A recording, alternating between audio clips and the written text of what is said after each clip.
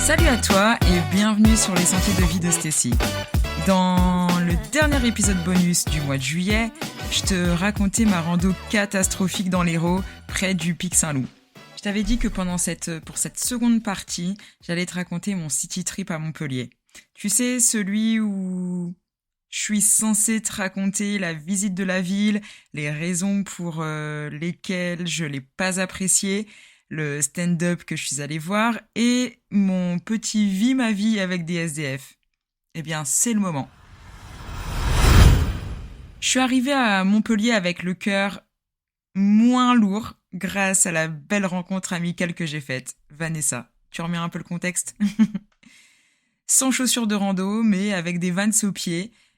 Bon, c'était douloureux, mais au moins, j'avais des chaussures aux pieds, même si les lacets étaient lâchés au max.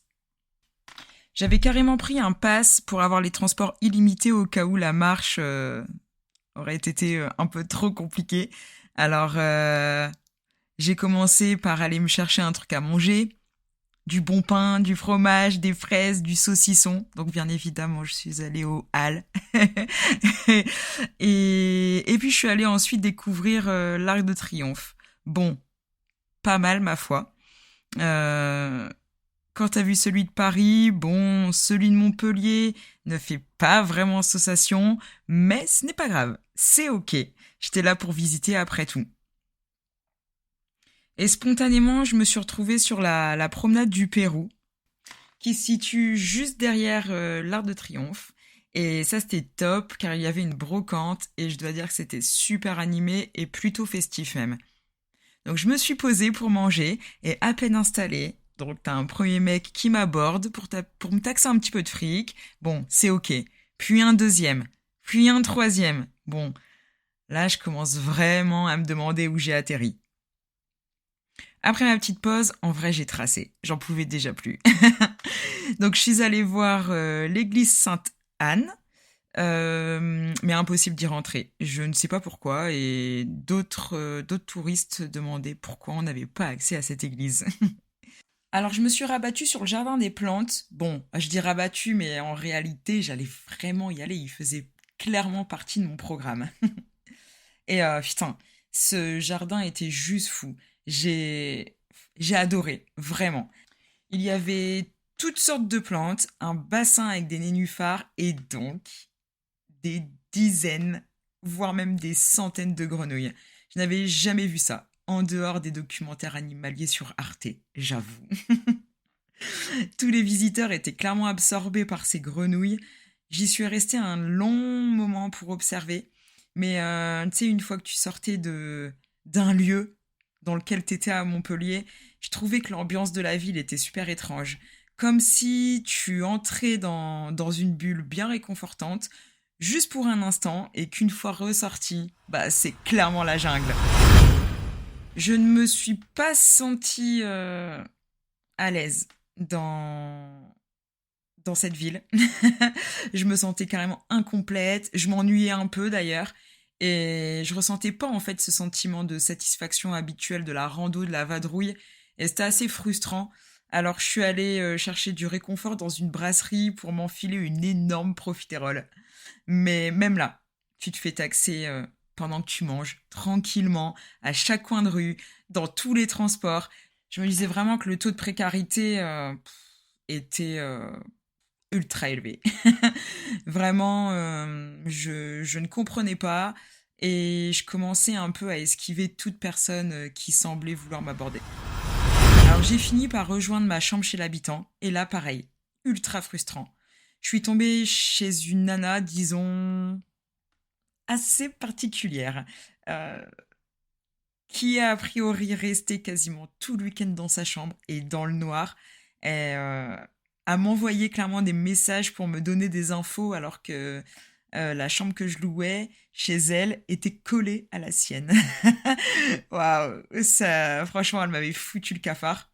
Alors ce soir-là, je suis restée tranquillement dans cette chambre pour préparer l'aventure Toulouse que je t'ai déjà racontée dans l'épisode Toulouse mon amour. Et le lendemain, je suis allée continuer mes petites balades et je me suis rendue à la tour de la Barbotte, un truc comme ça.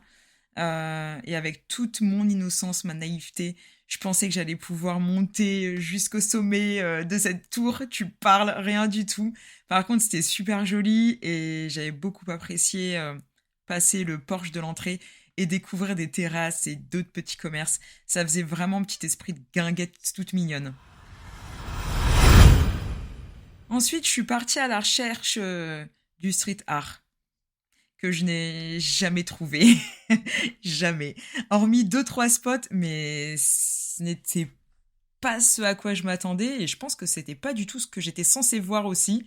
Alors, me voilà repartie pour me poser un peu et surtout pour aller au stand-up que j'avais prévu d'aller voir ce soir-là. Le tout premier que j'allais voir d'ailleurs, et j'étais loin d'imaginer la soirée que j'allais passer. Le stand-up était dans un sous-sol plutôt stylé. Et alors, quand le show a commencé, c'était royal. J'ai ri, mais tellement. Il me semble avoir ri aux larmes pendant une bonne partie de la soirée. Alors, je sais que je suis bon public, mais là, faut dire que les humoristes ont fait fort et ils sont allés me chercher loin dans les tripes.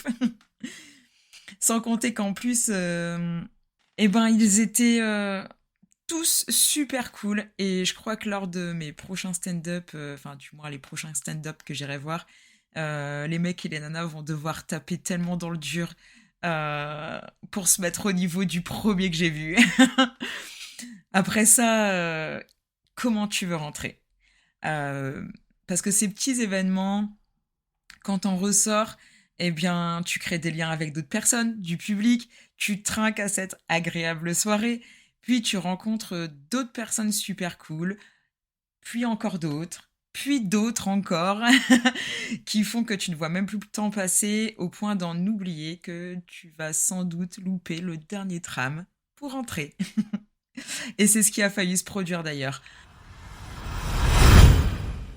Alors en fin de soirée, me voilà en train de taper mon plus beau sprint. Vraiment. Et étrangement, ouais, mes pieds allaient bizarrement mieux. Peut-être à force de les imbiber d'éosine tous les jours, je sais pas. Et donc là, j'arrive au premier arrêt de tram et alléluia, un dernier tram allait arriver 3 minutes plus tard.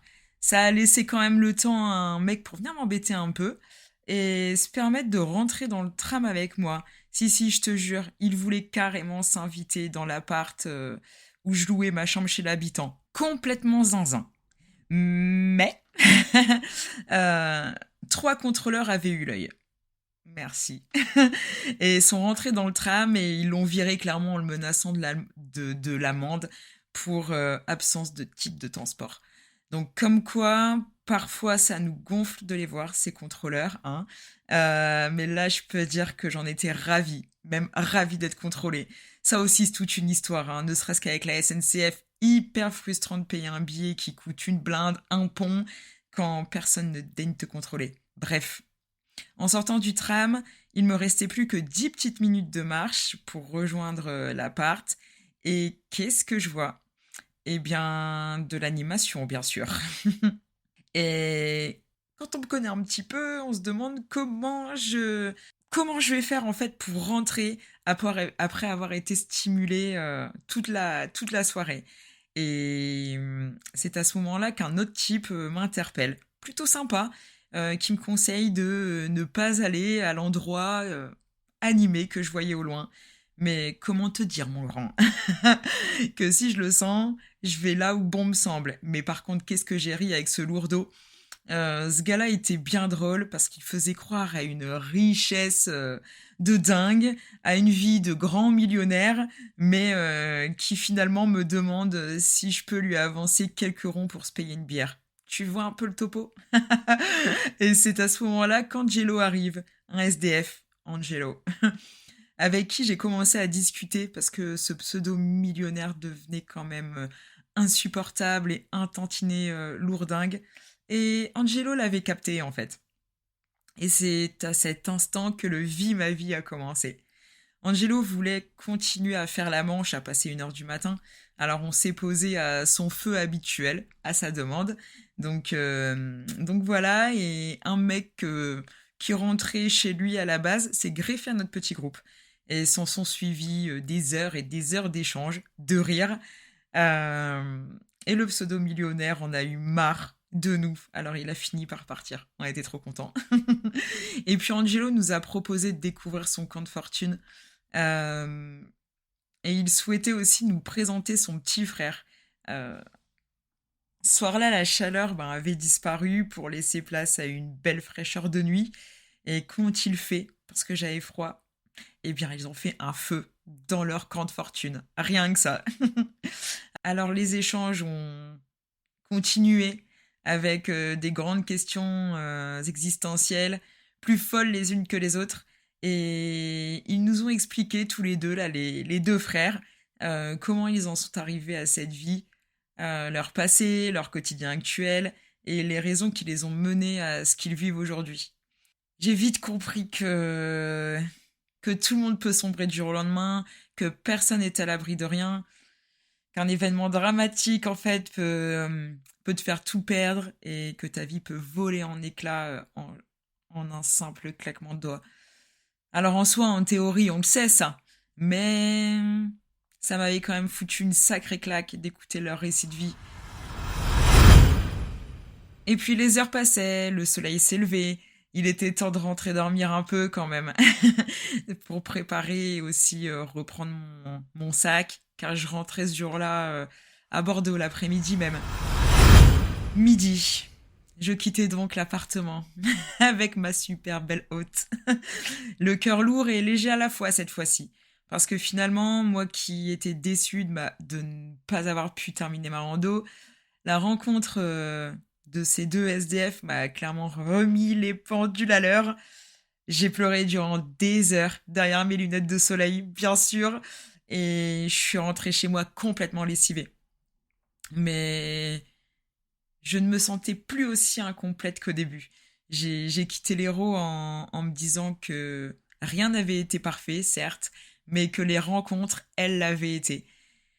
Et je pense que je suis rentrée en ayant tout gagné. Le titre d'un dictionnaire que j'ai obtenu grâce à ma copine d'amour. Merci ma Julie. La rencontre avec Vanessa et sa petite famille. Et Angelo et Kevin, les deux frérots SDF. Sans oublier les humoristes et les copains de soirée rencontrés lors du stand-up. Alors mes ampoules m'ont bien fait chier, ouais, ça c'est clair, mais au final, ce n'était qu'un détail. Alors je sais pas trop comment boucler cet épisode, il est un petit peu particulier à mon sens. Euh, L'écrire pour te le raconter aussi m'a rendu un peu nostalgique, alors je vais juste terminer l'épisode en te disant une chose. N'oublie jamais que la vie n'attend pas.